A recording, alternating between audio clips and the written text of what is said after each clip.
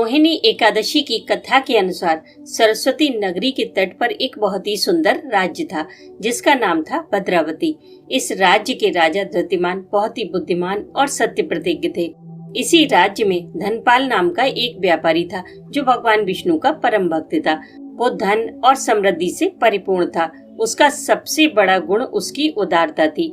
अपने धन से वो हमेशा राज्य और जरूरतमंदों की सहायता करता था। उसके 5 पुत्र थे, सुमना, धुतिमान, मेधावी, सुकृत तथा दृष्टबुद्धि।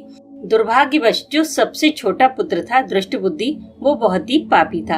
अन्याय के मार्ग पर चलकर उसने अपने पिता का कमाया हुआ सारा धन बर्बाद कर दिया। वो हर प्रकार के व्यसन का आदी हो चुका था।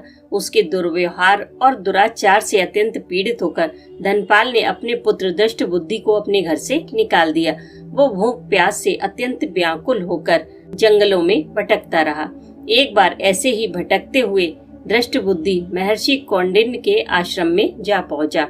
शोक विलाप से पीड़ित हो वो हाथ जोड़कर महर्षि कौंडिन्य से विवशता पूर्वक कहने लगा कि हे मुनिवर, मैं बहुत सी यातनाएं सहन कर रहा हूँ, बहुत दुखी हूँ।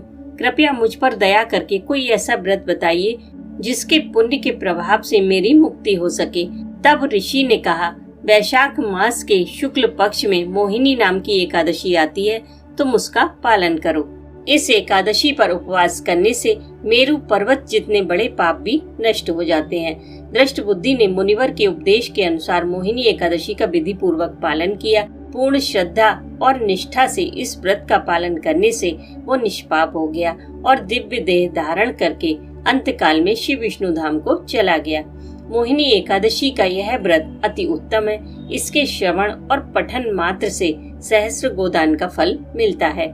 सभी पापों को हरने वाली ये मोहिनी एकादशी इतनी सशक्त है कि इसके प्रभाव से व्यक्ति सभी प्रकार के मोह जाल से मुक्त हो सकता है, लेकिन इसका फल प्राप्त करने के लालच से नहीं, बल्कि केवल भगवत भक्ति प्राप्त करने की इच्छा से इस व्रत का श्रद्धा पूर्वक पालन करें।